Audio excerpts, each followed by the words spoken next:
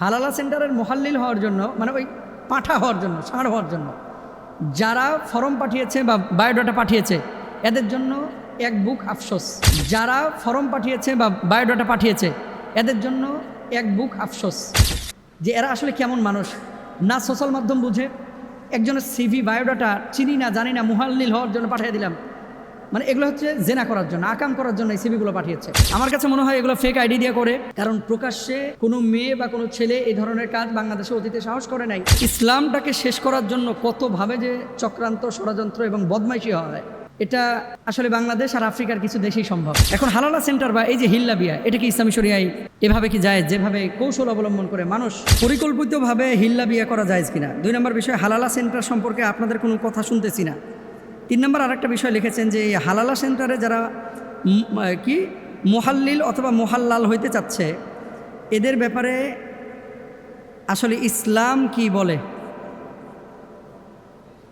নাউযুবিল্লাহ। আসলে ইসলামটাকে শেষ করার জন্য কতভাবে যে চক্রান্ত, ষড়যন্ত্র এবং বদমাইশি হয়, এটা আসলে বাংলাদেশ আর আফ্রিকার কিছু দেশেই সম্ভব। মধ্যপ্রাচ্যে বা ইউরোপে আসলে ইসলামের বিরোধী যারা, তারা কিন্তু ইসলামের এত ক্ষতি করে না। তারা জানে যে আমি কাফের, বেঈমান, আমি ইসলামের বিপক্ষে কথা বলবই। কিন্তু মুসলমান হয়ে শরিয়ায় যে বিষয়টাকে নিষিদ্ধ, সেই বিষয়টাকে ভাই আপনি একটা হারাম কাজ করতেছেন, নিজে ব্যক্তিগতভাবে করেন, সেটা নিয়ে আমার কোনো সে নাই। এটা আপনার একান্ত নিজস্ব ব্যাপার।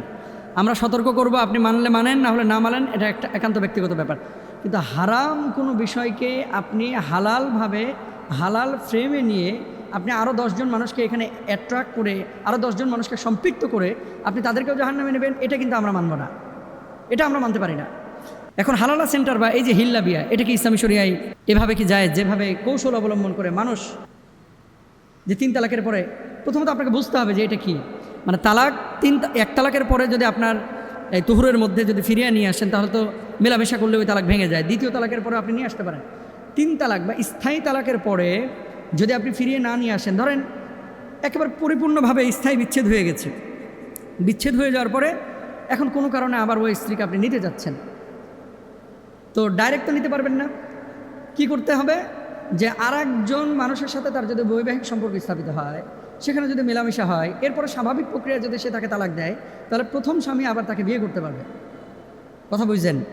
এখন এটাকে কি করছে, ভাড়া করা পাঠা আছে না, পাঠা, ভাড়া করা পাঠা, এই মাদি ছাগলকে পাঠা দেয় না, এই যে এই ভাড়া করা পাঠা দিয়ে বিয়ে করায়া, তারপরে এর সাথে মিলন করায়, তারপরে ওখান থেকে তালাক নিয়ে আবার পূর্বের স্বামীর কাছে ফেরানো, এগুলো হচ্ছে ভণ্ডামি। ভণ্ডামি। রাসূল আকরাম সাল্লাল্লাহু আলাইহি ওয়াসাল্লাম কি বলেছেন দেখেন। আল্লাহ রাসূল সাল্লাল্লাহু আলাইহি ওয়াসাল্লাম বলছেন, লাআনাল্লাহুল মুহাল্লিলা ওয়াল মুহাল্লালা লাহু, অর্থাৎ যে ব্যক্তি হালালা করে এবং যার জন্য হালালা করা হয়, উভয়ের ওপরে আল্লাহর লানত। যে হালালা করছে এবং যার জন্য হালালা করা হচ্ছে, 2 জনের ওপরে কার লানত? আল্লাহ সুবহানাহু ওয়া তাআলার লানত। 2 নম্বর হাদিস দেখেন, আল্লাহ উখবিরুকুম বিত্তাইসিল মুস্তাআর, ক্বালু বালা ইয়া রাসূলুল্লাহ, ক্বালা হুয়াল মুহাল্লিলু, লাআনাল্লাহুল মুহাল্লিলা ওয়াল মুহাল্লালা লাহু। আমি কি তোমাদেরকে ধার করা ষাঁড় সম্পর্কে জানাবো না? ধার করা ষাঁড়, আড়িয়া, আড়িয়া, উত্তরবঙ্গে কি কয়? আড়িয়া। ধার করা ষাঁড় সম্পর্কে কি আমি তোমাদেরকে জানাবো না? সাহাবীগণ বললেন, অবশ্যই হে আল্লাহ রাসূল সাল্লাল্লাহু আলাইহি ওয়াসাল্লাম, আপনি জানাবেন।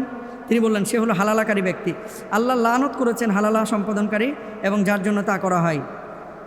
ইবনে মাজার হাদিস নাম্বার হচ্ছে 1936। এবার যে সমস্ত বদমাইশ লম্পটগুলো এই সমস্ত কাজগুলো করাচ্ছে, আমার কাছে মনে হয় এগুলো ফেক আইডি দিয়ে করে, কারণ প্রকাশ্যে কোনো মেয়ে বা কোনো ছেলে এই ধরনের কাজ বাংলাদেশে অতীতে সাহস করে নাই।